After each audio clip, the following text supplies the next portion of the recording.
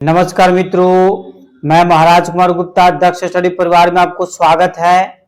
Bihar BPSC music teacher के लिए जितने भी बच्चे तैयारी कर रहे हैं उनके लिए मैराथन क्लास 16 नंबर आपके पास लाया गया है।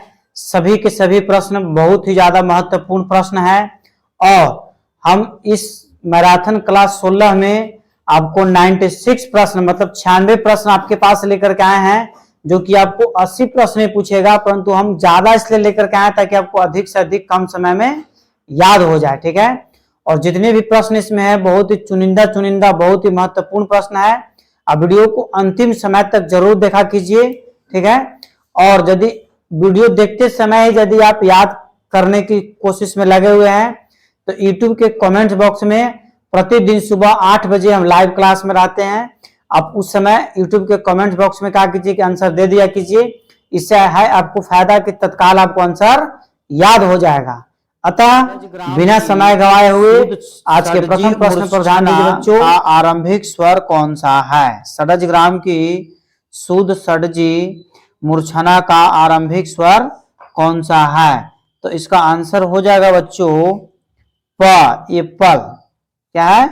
प। षडजग्राम की शुद्ध षडजी मूर्छना का आरंभिक स्वर क्या है? तो प। नेक्स्ट प्रश्न आपका है कि बेगम अख्तर ने संगीत शिक्षा किससे ग्रहण की थी? बेगम अख्तर ने संगीत शिक्षा किससे ग्रहण की थी? आप कमेंट बॉक्स में अवश्य आंसर दिया कीजिए। इसका आंसर हो जाएगा बच्चों कैट। कैट कहने का मतलब है कि अता हुसैन खां। अता हुसैन खां। ठीक है, नेक्स्ट प्रश्न पर ध्यान दीजिए। मराठा किस वाद्य का प्रयोग करते थे जो उनकी वीरता के भाव को प्रदर्शित करता था? मराठा किस वाद्य का प्रयोग करते थे जो उनकी वीरता के भाव को प्रदर्शित करता था? तो इसका आंसर हो जाएगा बच्चों वीणा भी सही है, मृदंग भी सही है, दुदुम्भी भी सही है, ये सभी अर्थात डी नंबर इसका आंसर क्या है? सही है। अगला प्रश्न बच्चों कि हीराबाई बारोतकर ने संगीत शिक्षण किस संगीतज्ञ से प्राप्त किया? हीराबाई बारोतकर ने संगीत शिक्षण किस संगीतज्ञ से प्राप्त किया? तो इसका आंसर आप कमेंट्स में जरूर दीजिए। इसका आंसर हो जाएगा बच्चों फैज मोहम्मद। क्या हो जाएगा? फैज मोहम्मद। अगला प्रश्न है कि रोशनारा बेगम के गुरु कौन थे? रोशनारा बेगम के गुरु कौन थे? तो इसका आंसर हो जाएगा बच्चों अब्दुल करीम खां। अब्दुल करीम खां, गलत लिखा गया, अब्दुल करीम खां एप्पल। रोशनारा बेगम के गुरु कौन थे? तो अब्दुल करीम खान। अगला प्रश्न है कि ध्रुवा गीत के कितने भेद हैं? ध्रुवा गीत के कितने भेद हैं? तो इसका आंसर हो जाएगा बच्चों 5 भेद हैं। ध्रुवा गीत के कितने भेद हैं?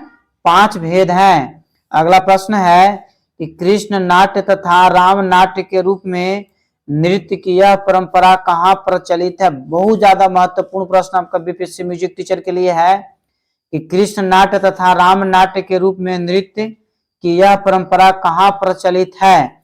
तो इसका आंसर हो जाएगा बच्चों मलाबार। मलाबार मतलब बॉल। ठीक है, अगला प्रश्न पर ध्यान दीजिएगा। कथकली नृत्य किस प्रदेश का मुख्य नृत्य है? कथकली नृत्य किस प्रदेश का या किस राज्य का मुख्य रूप से लोक नृत्य है? तो इसका आंसर हो जाएगा केरला। C number. कमेंट्स में आंसर आप जरूर देते रहिए। बहुत कम समय में अधिक से अधिक प्रश्नों का आंसर आपको करवा दिया जाएगा। गुरु पंकज चरण दास व केलू चरण महापात्र को किस नृत्य की परंपरा को अग्रसर करने का श्रेय जाता है? तो इसका आंसर बच्चों कमेंट्स में आप जरूर दिया कीजिए। इसका आंसर है ओडिसी। ठीक है, गुरु पंकज चरण दास व केलू चरण महापात्र को किस नृत्य की परंपरा को अग्रसर करने का श्रेय जाता है? तो ओडिसी। ये पर इसका आंसर क्या है? सही है। अगला प्रश्न है एम एस सुब्बालक्ष्मी को शास्त्रीय कर्नाटक संगीत के लिए राष्ट्रपति पुरस्कार किस सन में प्रदान किया गया था? आपको इसका आंसर जरूर याद होना चाहिए और इनके बारे में तो खास करके आपको याद होना चाहिए। ठीक है, तो इसका आंसर हो जाएगा बच्चों 1956 कहने का मतलब है कि एप्पल, ठीक है। MS सुब्बालक्ष्मी के बारे में आप जानकारी जरूर रखिए। अगला प्रश्न बच्चों कि मंदिर में प्रयुक्त होने वाले बड़े आकार के मानव मनवाद्य को क्या कहते हैं? मंदिरों में प्रयुक्त होने वाले बड़े आकार के मनवाद्य को क्या कहते हैं? तो इसका आंसर हो जाएगा बच्चों ब्रह्माताल, कैट। क्या हो जाएगा? ब्रह्माताल।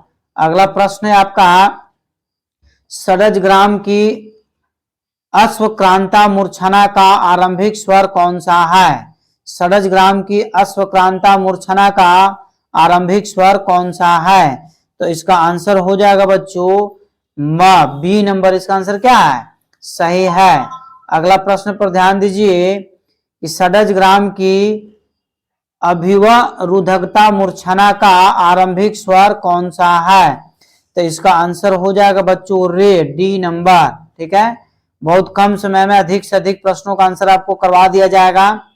निम्नलिखित रागों में से सायंकालीन ठुमरी, ठुमरी यहां लिखाएगा, सायंकालीन ठुमरी गायन के लिए कौन सा राग प्रसिद्ध है? कौन सा राग प्रसिद्ध है? तो इसका बच्चों जरूर आंसर आप दीजिए कमेंट बॉक्स में। इसका आंसर हो जाएगा सी। क्या हो जाएगा? सी मतलब पिल्लू।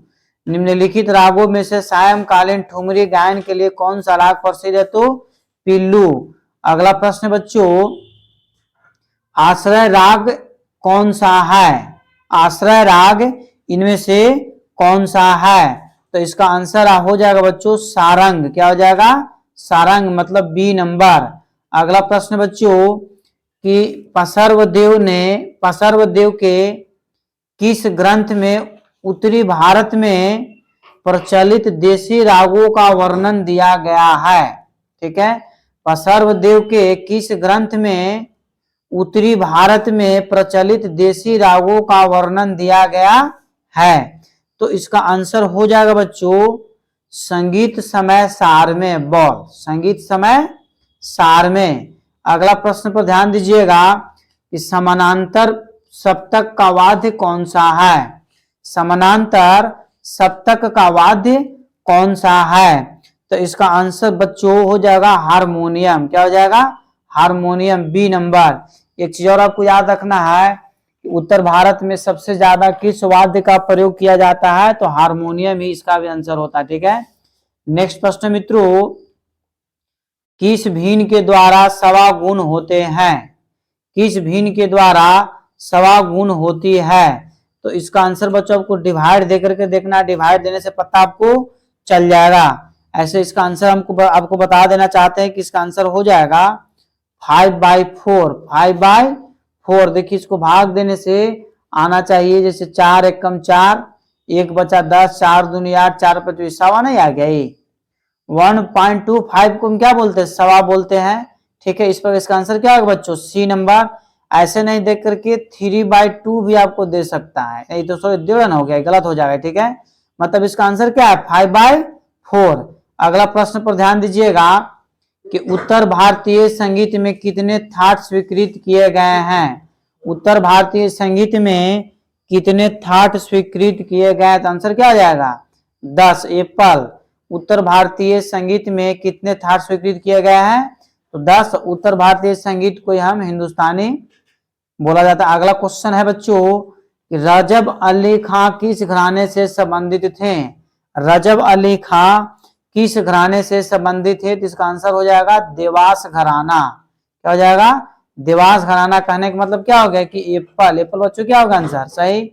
अगला प्रश्न मित्रों गीत के कितने भेद होते हैं? गीत के कितने भेद होते हैं? 3, 6, 4, 2। बताइए क्या आंसर होगा? इसका आंसर हो जाएगा बच्चों 6। गीत के कितने भेद होते हैं? 6। 6 कहने का मतलब क्या हो गया कि बी नंबर। अगला प्रश्न मित्रों कि महाराज वीर केरल वर्मा को किस नृत्य का वर्तमान स्वरूप देने का श्रेय जाता है? बहुत ही महत्वपूर्ण प्रश्न है कि महाराज वीर केरल वर्मा को किस नृत्य का वर्तमान स्वरूप देने का श्रेय जाता है? तो इसका आंसर बच्चों हो जाएगा, ध्यान दीजिए कि कथक कली। क्या हो जाएगा? कथक कली। आपसे पूछ सकता है कि कथक कली किस राज्य का लोक नृत्य है? तो का आप टिक आउट करिएगा केरल। ठीक है। अगला प्रश्न मित्रों कि दक्षिण भारत की 8 ताल में मात्राएं होती है। दक्षिण भारत की 8 ताल में कितनी मात्राएं होती है? तो इसका आंसर हो जाएगा 12 मात्राएं होती है। कितना मात्रा होती है? 12 मात्रा होती है। डेट मीन्स बी नंबर इसका आंसर क्या है? सही है। दक्षिण भारत की चतस्र जाति की ध्रुवा ताल में होती है। दक्षिण भारत की चतस्र जाति की ध्रुवा ताल में होती है। तो इसका आंसर हो जाएगा बच्चों ए 14 मात्रा होती है। कितनी होती है? 14। अगला प्रश्न बच्चों कि मध्य ताल के स्वरूप की पहचान की जाती है। मध्य ताल की स्वरूप की पहचान की जाती है कितनी संख्या से? तो 101। आंसर क्या हो जाएगा? 101। 101 कहने का मतलब बच्चों की डी नंबर। क्या हो गया? डी नंबर इसका आंसर क्या है? सही है। अगला प्रश्न बच्चों ध्यान दीजिएगा कि तबला या पखावज की पूरी पर स्याही बनाई जाती है। तबला या पखावज की पूरी पर किसकी स्याही चढ़ाई जाती है? इसका आपको कमेंट्स में आंसर जरूर देना है। इसका कमेंट्स में आंसर जरूर देना है, क्योंकि इसका आंसर बच्चों हम छोड़ रहे हैं। आप कमेंट्स में इसका आंसर जरूर दीजिए। ऐसे ऑप्शन के अनुसार इसका आंसर हो जाएगा। इनमें से कोई नहीं, परंतु इसका आंसर आपको कमेंट्स में देना है। अगला प्रश्न है राग तरंगिणी का रचना काल था। मतलब राग तरंगिणी का रचना किस शताब्दी में हुआ था? राग तरंगिणी का रचना किस शताब्दी में हुआ था? तो इसका आंसर हो जाएगा बच्चों 15वीं शताब्दी। 15वीं शताब्दी कहने के मतलब है कि बी नंबर। ठीक है। अगला प्रश्न है कि 13वीं शताब्दी के पूर्वार्ध में देवगिरी के बादशाह के दरबार में किस संगीतज्ञ को आश्रय प्रदान किया गया था? तो इसका आंसर है बच्चों सारंग देव साहब को। सारंग देव साहब को। फिर से ध्यान दीजिएगा कि 13वीं शताब्दी के पूर्वार्ध में देवगिरी के बादशाह, ठीक है, के दरबार में किस संगीतज्ञ को आश्रय प्रदान किया गया था? तो सारंग देव साहब को। अगला प्रश्न है गीत गोविंद के रचयिता का नाम बताएं। बहुत ही महत्वपूर्ण प्रश्न है। गीत गोविंद के रचयिता आपको जयदेव है, और जयदेव में जो है कि राधा और कृष्ण, राधा और कृष्ण के बारे में वर्णन किया गया है। राधा और कृष्ण के बारे में वर्णन किया गया है। आपको बताते चले गीत गोविंद का संबंध जो जन्मस्थली था, आपको इसका कमेंट्स में आंसर देना है। ठीक है। इनका जन्म का तिथि जो है अभी तक विवादास्पद है, इसलिए नेक्स्ट प्रश्न पर ध्यान दीजिए कि संगीत समय सार ग्रंथ किस वर्ष लिखा गया था? संगीत समय सार ग्रंथ किस वर्ष लिखा गया था? तो इसका आंसर क्या है बच्चों? 1300 ईस्वी में, अर्थात अप्रैल। अगला प्रश्न है, एक चीज और ध्यान दीजिएगा कि संगीत समय सार ग्रंथ के लेखक हैं रामत्य साहब हैं। ठीक है। अगला प्रश्न बच्चों कि षडज ग्राम की मत्स्य कृति मूर्छना का आरंभिक स्वर कौन सा है? षडज ग्राम की मत्स्य कृता मूर्छना का आरंभिक स्वर कौन सा है? तो इसका आंसर हो जाएगा बच्चों म। क्या हो जाएगा? म कहने का मतलब है कि बी नंबर। ठीक है मित्रों।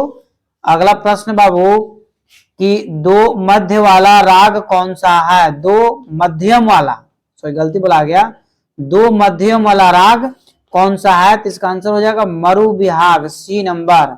दो मध्यम वाला राग कौन है? तो मरु विहाग। अगला प्रश्न है कि दुर्धर किस वर्ग का वाद्य है? दुर्धर किस वर्ग का वाद्य है? तो इसका आंसर हो जाएगा बच्चों अवनद। क्या हो जाएगा?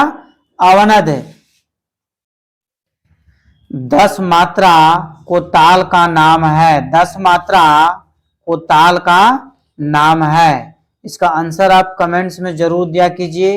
इसका आंसर हो जाएगा बच्चों सी। कहने का मतलब है कि झपताल। 10 मात्रा को ताल का नाम है तो झपताल।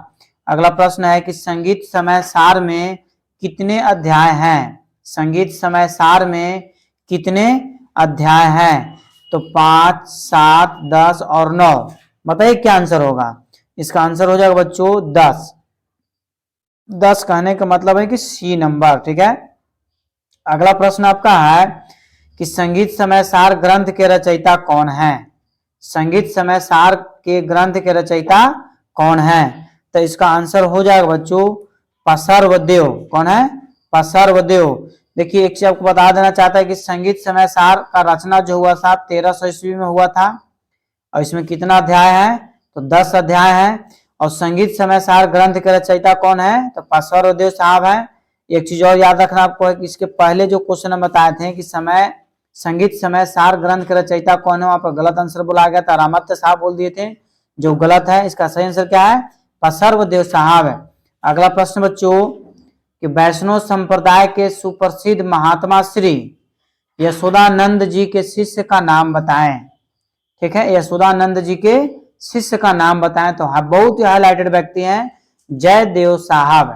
कौन है? जयदेव साहब। पूछ सकता है कि जयदेव साहब के गुरु कौन थे? तो यशोदानंद। जयदेव साहब के गुरु कौन थे? तो यशोदानंद। और यशोदानंद साहब किस संप्रदाय के महात्मा थे? तो वैष्णव संप्रदाय के। किस संप्रदाय के थे? वैष्णव संप्रदाय के। अगला प्रश्न है कि 13वीं शताब्दी के उत्तरार्ध में किस संगीतज्ञ का उद्भव हुआ था? 13वीं शताब्दी के उत्तरार्ध में किस संगीतज्ञ का उद्भव हुआ था? तो इसका आंसर हो जाएगा बच्चों सारंग देव साहब को। क्या हो जाएगा? सारंग देव साहब को। अगला प्रश्न है कि जयदेव कवि का जन्म किस शताब्दी में हुआ था?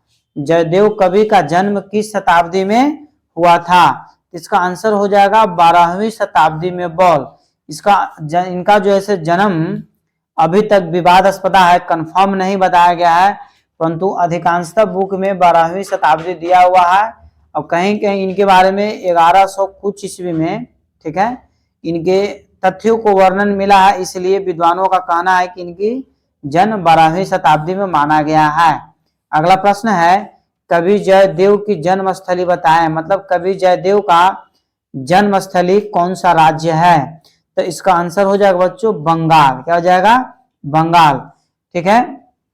अगला प्रश्न मित्रों कि वात्स्यायन ने अपने ग्रंथ कामसूत्र में कितने प्रकार के कलाओं का वर्णन किया है? वात्स्यायन साहब ने अपने ग्रंथ कामसूत्र में कितने प्रकार की कलाओं का वर्णन किया है?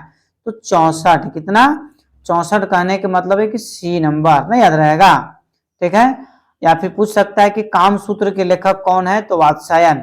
अगला प्रश्न बच्चों कि खिलजी युग का समय कब से कब तक माना जाता है? खिलजी युग का समय कब से कब तक माना जाता है?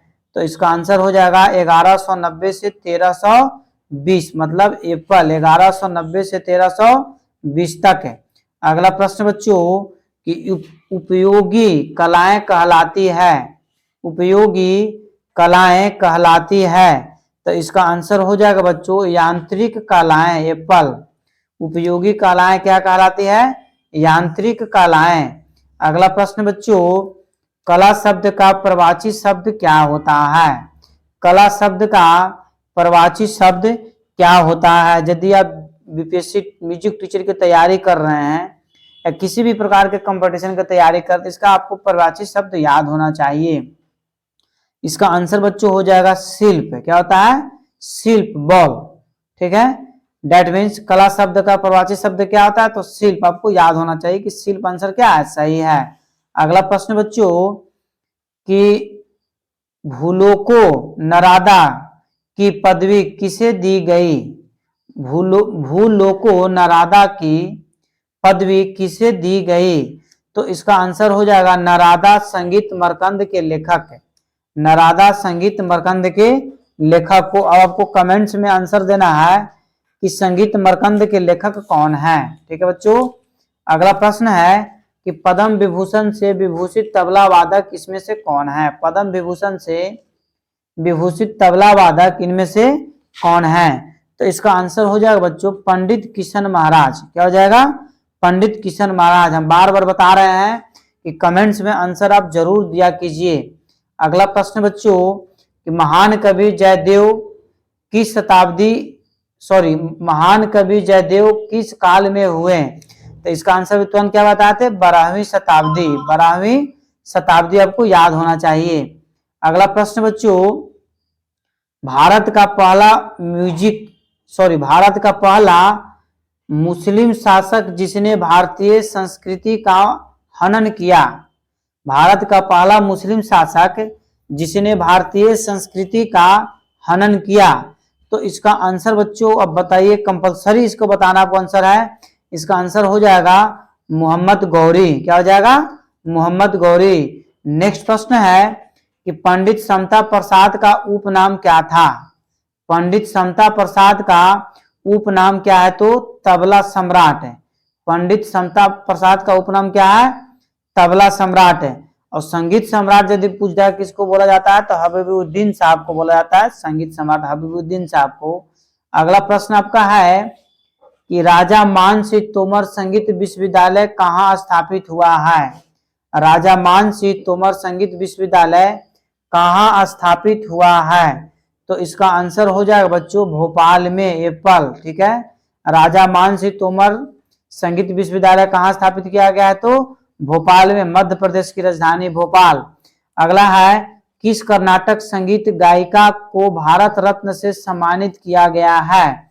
तो एमएस सुब्बालक्ष्मी को 1998 में इनको भारत रत्न सबसे पहले इन्हीं को मिला था। एक चीज और अब याद रखना है कि 1956 में इनको राष्ट्रपति के द्वारा राष्ट्रपति सम्मान इनको दिया गया था। अगला प्रश्न बच्चों कि ध्यान दीजिएगा, पंडित रविशंकर द्वारा रचित पुस्तक का नाम क्या है? बहुत ज्यादा महत्वपूर्ण प्रश्न है। पंडित रविशंकर द्वारा रचित पुस्तक का नाम क्या है? इसका आंसर बच्चों आप कमेंट्स में जरूर आंसर दीजिए, माय म्यूजिक है। या फिर पूछ सकता है कि माय म्यूजिक के लेखक कौन है? तो पंडित रविशंकर साहब है। अगला प्रश्न बच्चों कि पंडित समता प्रसाद का उपनाम क्या है? पंडित समता प्रसाद का उपनाम क्या है? तत्काल आपको आंसर बताया गया था। इसका आंसर आप कमेंट से बच्चों जरूर आपको देना है। पंडित समता प्रसाद का उपनाम तबला सम्राट है।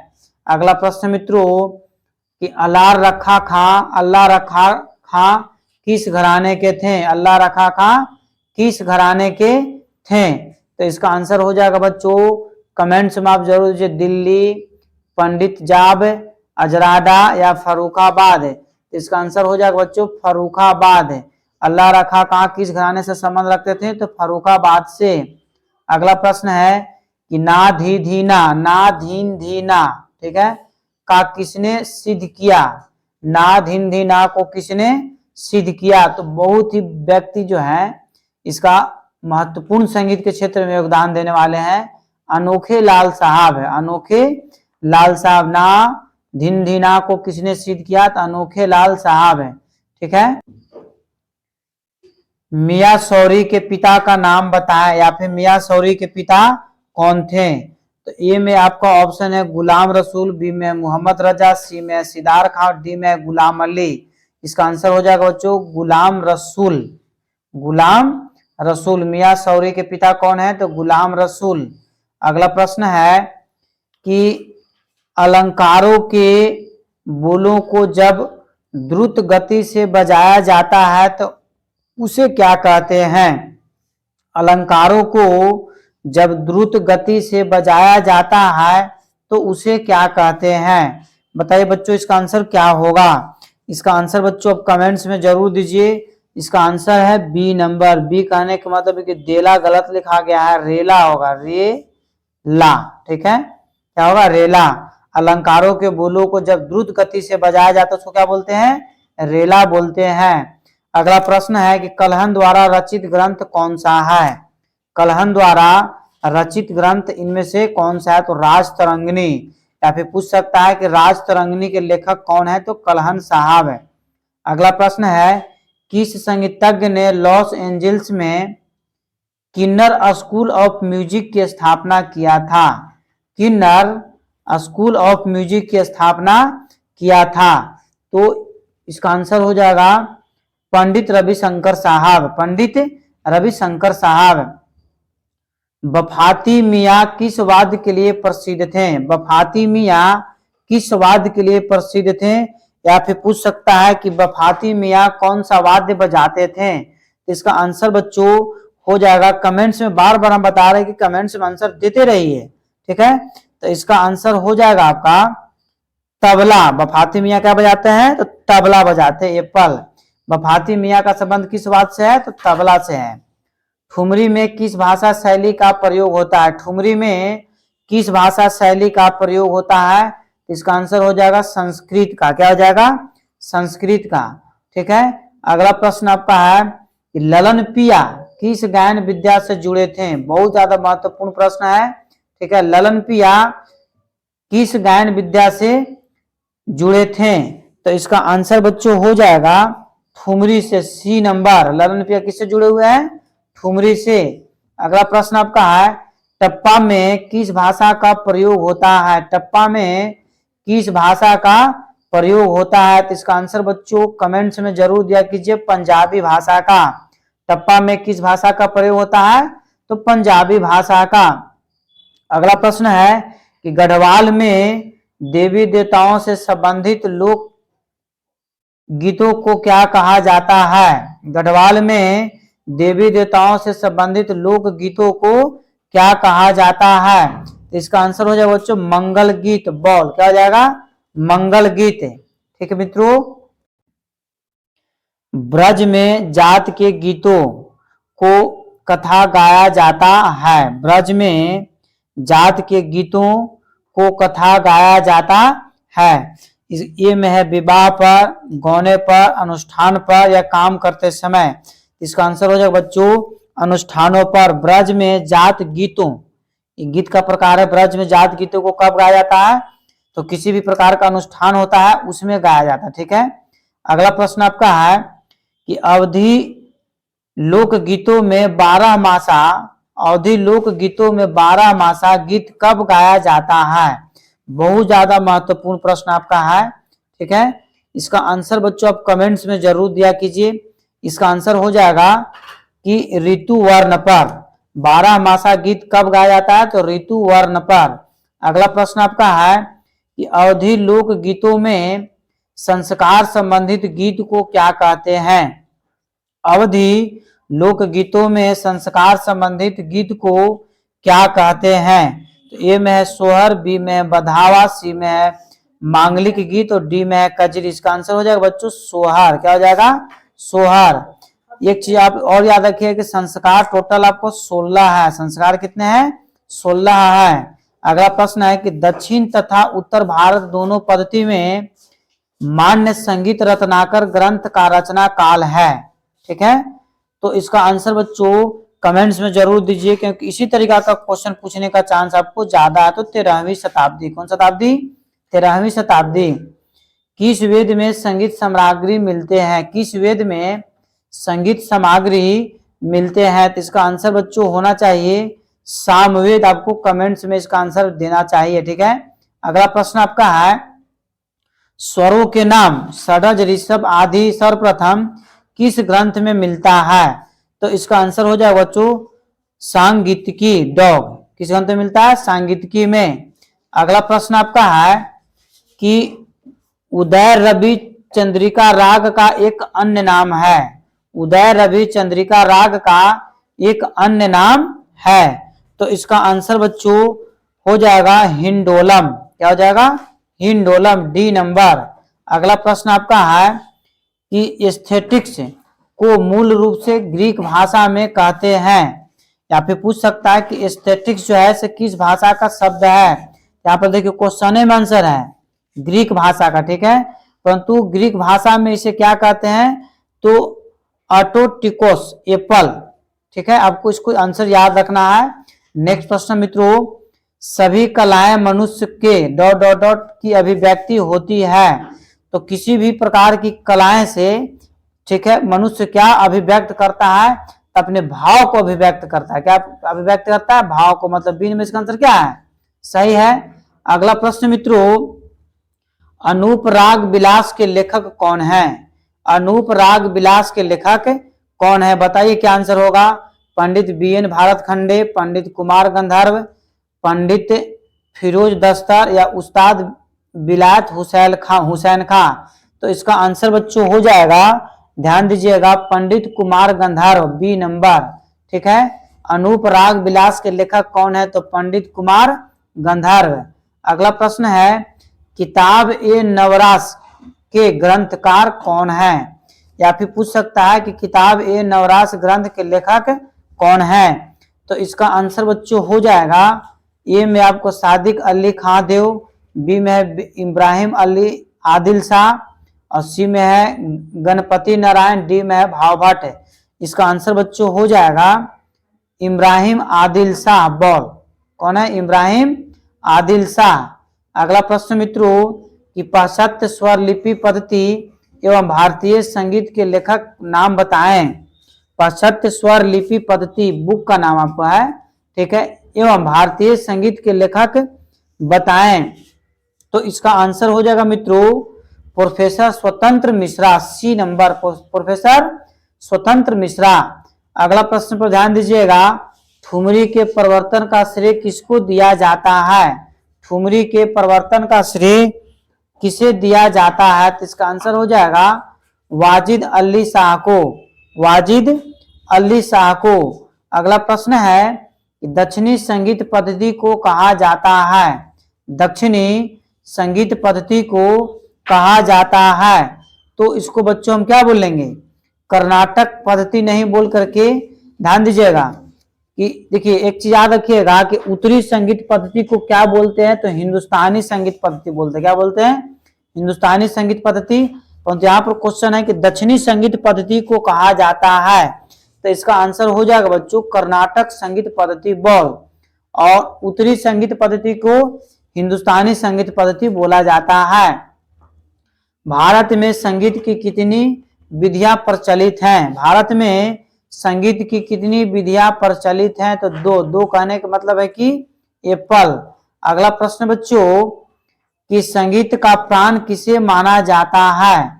संगीत का प्राण किसे माना जाता है? श्रुति को, स्वर को, नाद को या लय को? तो इसका आंसर हो जाएगा बच्चों नाद को। किसको माना जाता है? नाद कहने का मतलब है कि सी। नाद कहने का मतलब क्या है? कि सी, ठीक है। आपको बताते चले कि नाद के कितने प्रकार हैं, इसका आपको कमेंट्स में आंसर देना है। इसे हम बता देते हैं, नाद के 2 प्रकार हैं, आहत नाद और अनाहत नाद है। अगला प्रश्न मित्रों कि संवाद स्वरों के बीच कितने अंतराल होते हैं? संवाद स्वरों के बीच कितने अंतराल होते हैं? तो इसका आंसर हो जाएगा बच्चों 7 या 12 श्रुतियां, 7 या 12 श्रुतियां। अगला प्रश्न बच्चों कि नवरोज एक है, मैंने कैसा राग है? तो नवरोज जो आपका है पंचमर्दय राग है, एप्पल। नवरोज कैसा राग है? पंचमर्दय राग है। अगला प्रश्न मित्रों कि सरस्वती मनोहरी है, सरस्वती मनोहरी में कौन सा राग का प्रयोग किया जाता है? ठीक है, इस तरह से क्वेश्चन पूछ सकता है। या फिर सरस्वती मनोहरी में कौन सा राग का प्रयोग होता है? तो इसका आंसर हो जाएगा बच्चों औडव औडव राग, मतलब सी नंबर, औडव औडव राग। अगला प्रश्न है कि 1.5 गुण किसे कहते हैं? 1.5 गुण किसे कहते हैं? इसका बच्चों आपको डिवाइड दे करके देख लेना है, या डायरेक्ट में भी आंसर याद रख सकते हैं। तो इसका आंसर बच्चों आप कमेंट्स में दिया कीजिए, क्योंकि इस तरीका के क्वेश्चन को सोल्यूशन करने के लिए आपको हम बता दिए थे कि 1.5 गुण किसे कहते हैं। तो 3/2 को इसको भाग दीजिएगा तो 1.5 ना होगा। और इसके पहले जो था आपको 1.25 गुण था, तो 1.25 गुण 5/4 था।